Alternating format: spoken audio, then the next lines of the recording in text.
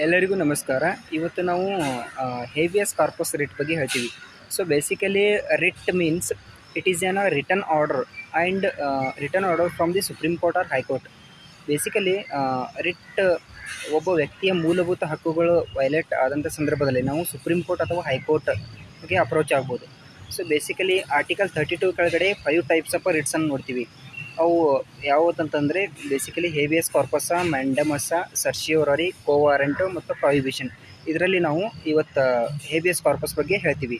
So doctor B R Ambedkar ಅವರು ಏನು ಹೇಳ್ತಾರೆ ಅಂತಂದ್ರೆ, ಆರ್ಟಿಕಲ್ 32 ಏನಂತ ಹೇಳ್ತಾರೆ ಅಂದ್ರೆ heart and soul of the constitution ಅಂತ ಕರೀತಾರೆ.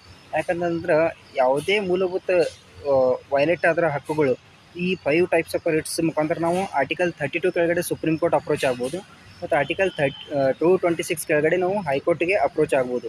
So basically habeas corpus writ ನಾವು ಯಾವಾಗ ಹೊರಡಿಸ್ಬೋದು ಅಂತಂದರೆ, ಒಬ್ಬ ವ್ಯಕ್ತಿಯ ಅನ್ಲಾಫುಲ್ ಡಿಟೆನ್ಷನ್ ಆಗಿದ್ದರೆ ಅಂಥ ಸಂದರ್ಭದಲ್ಲಿ ನಾವು ಅದನ್ನು ಪಬ್ಲಿಕ್ ಅಥಾರಿಟೀಸ್ ವಿರುದ್ಧ ಅಥವಾ ಪ್ರೈವೇಟ್ ಪರ್ಸನ್ ಯಾರೇ ಡಿಟೆನ್ಷನ್ ಮಾಡಿದರೆ ಅವ್ರ ವಿರುದ್ಧ ನಾವು ಈ ಹೇಬಿಯಸ್ ಕಾರ್ಪಸ್ ರಿಟ್ಟನ್ನು ಹೊರಡಿಸ್ಬೋದು.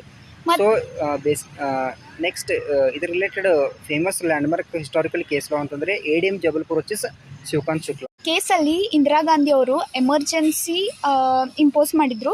ಸೊ ಆ ಟೈಮಲ್ಲಿ ಮೇನ್ ಪೊಲಿಟಿಕಲ್ ಲೀಡರ್ಸಿಗೆಲ್ಲ ಅರೆಸ್ಟ್ ಮಾಡಿದರು. So one among dum is Motilal Nehru.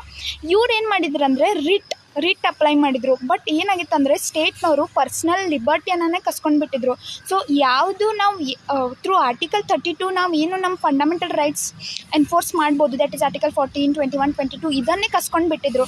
ಆವಾಗ ಏನಾಯಿತು, ಇದರೊಳಗೆ the apex court, that is the supreme court of India, ಇದರೊಳಗೆ ಏನು ಮಾಡಿದ್ರು ಅಂದರೆ unfortunately the favoured in for the state.